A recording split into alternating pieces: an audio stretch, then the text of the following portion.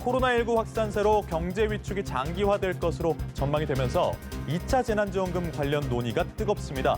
언제, 누구에게, 얼마나 줘야 하는지부터 재원은 어떻게 마련해야 할지에 대한 의견이 팽팽하게 맞서고 있는데요. 관련 내용들 자세히 짚어보겠습니다. 지금까지 경제읽기 브리핑이었습니다.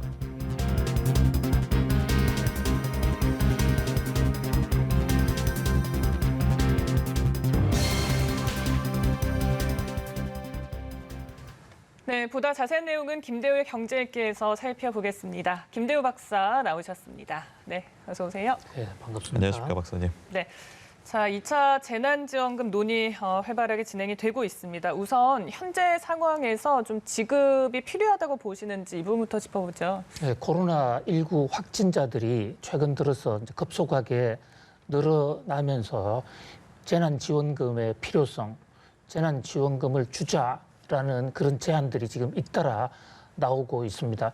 원래 재난지원금이라는 것은 어떤 그 자연 재난이나 경제적 재난을 당했을 때 그 개인이 스스로 경제 주체들이 경제를 주체하지 못했을 때, 스스로 해 나가지 못했을 때 정부 재정에 의해서 일정 기간 도와줌으로써 재생, 재활력을 불어넣어 주자는 그런 취지로 도입이 되는 건데요.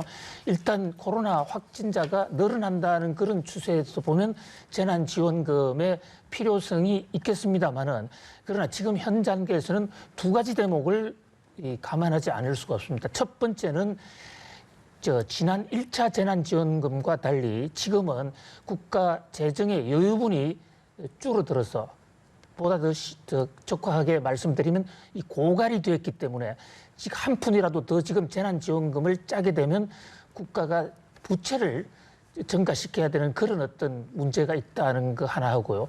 또 하나는 서로 부채 문제가 아니다 하더라도 아직까지는 지금 이 코로나19 상황이 폭발적으로 늘어나지는 않았지 않느냐.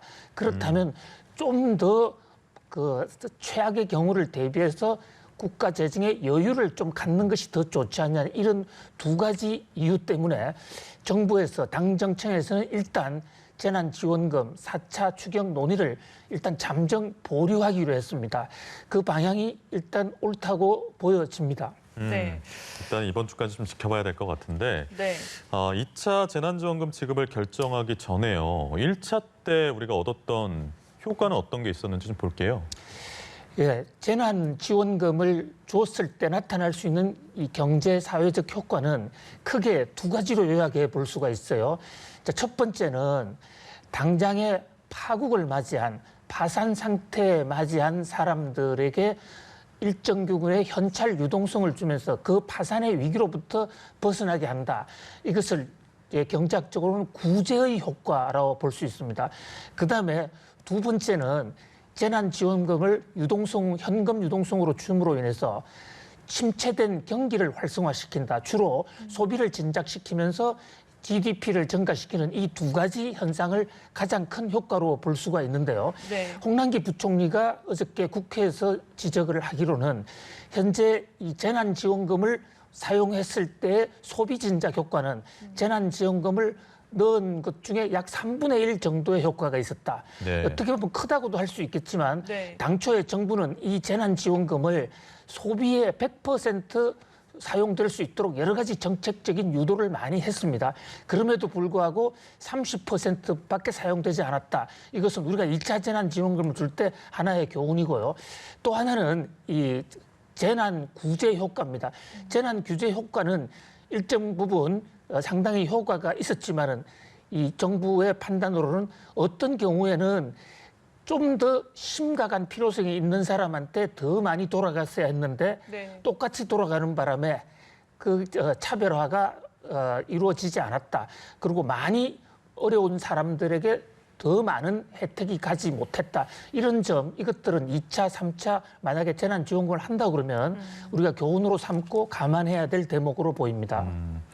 지금 현재는 논의가 잠깐 보류되긴 했습니다만 쟁점 중에 하나, 가장 큰 쟁점이 뭐냐면요. 차등 지급을 할 거냐 아니면 보편 지급을 할 거냐거든요. 각각의 장점과 단점은 무엇이고 왜 이 점이 대두가 됐는지 짚어주시죠. 네, 그렇습니다. 이 굉장히 중요한 대목 중에 하나이기도 해요.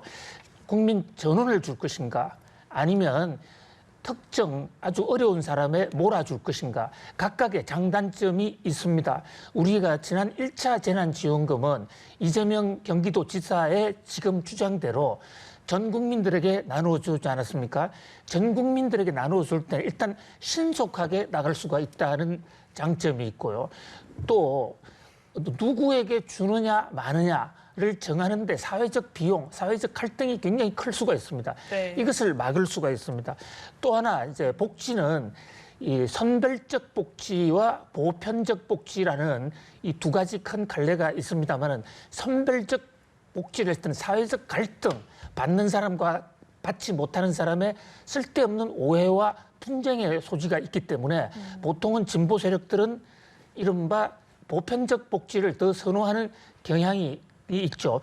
그러나 이제 이 선별적 복지는 나름대로 현재 지금 일각에서 주장하는 여당 일부에서도 지금 선별적 복지를 하자고 주장하고 있습니다만 그것은 지난 1차 때 재난지원금이 너무 많은 사람에게 동시에 돌아가서 심지어 부자들에게까지 돌아감으로써 그 재난지원금의 효과가 어려운 사람에게 좀 더 많이 가지 못했다는 이런 관점에서 볼 때 지금 일각에서는 그 수혜 대상을 반으로 줄이고 네. 그리고 금액은 2배로 늘려서 실제로 피해받는 사람한테 주자.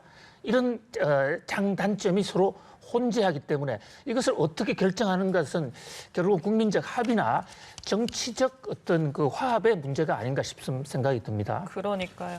앞서서 이제 박사님께서 1차 지급 때와는 지금 지급 여건이 굉장히 다르다라고 하셨는데 1차 때는 예산 구조 조정으로 10조 원 이상을 마련했습니다. 그런데 만약에 이번에 지급을 한다면 홍 부총리의 말처럼 100% 국채 발행에 의존할 수 없는 상황이라는 건데 이 부분 좀 어떻게 보고 계세요? 예, 경제학적으로는 지금 지적해 주신 바로 국채, 100% 국채 대목이 상당히 이 중요한 이슈예요. 현재 지금 1차 재난지원금을 줄 때만 하더라도 우리나라 재정에 조금 여유가 있었습니다. 그러니까 들어오는 돈이 나가는 보다 조금 더 많은 상태였어요.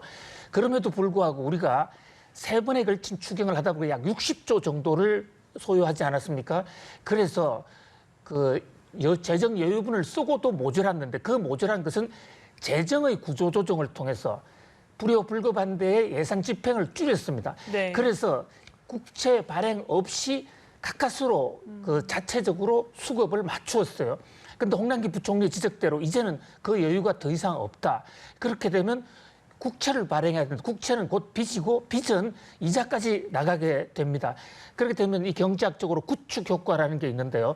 예산을 통해서 좀 더 경기를 활성화시켜 보려고 했다가 국가 빚으로 해서 구축 효과, 그러니까 크라우딩 아웃이 생기게 되면 오히려 예산을 조달하는 측에서 마이너스가 더 많이 생겨서 추경의 긍정적 효과보다는 이 국가 부채 증가의 마이너스 효과가 더 커질 수 있다. 이런 면에서 이제 경제 전문가들은 상당히 우려하는 그런 대목이기도 합니다. 네, 재정 건정성에 미치는 영향이 어느 정도인지 궁금한데 뭐 IMF 때나 글로벌 금융위기 때와 좀 비교를 해본다면 어떤 변화가 있을까요? 그렇습니다. 현재 우리가 최근 이 코로나19까지 포함했을 때 약 10여 년 단위로 3번의 크고 작은 국가적 재난을 맞이했다고 볼 수 있는데요. 가장 이제 크게 기억에 남는 것이 1997년에 우리 외환 위기, 그리고 2007년에 글로벌 금융위기, 그리고 지금 코로나19입니다. 지금 그래픽에 보시다시피 11.4가 15%로 늘어나서 GDP 대비 국가 채무 비율입니다. 정부가 이 국가 재난 상황에서 정부 재정을 쓰다 보니까 이 부채가 늘어나서 결국은 국가 채무 비율이 상향이 된 거예요.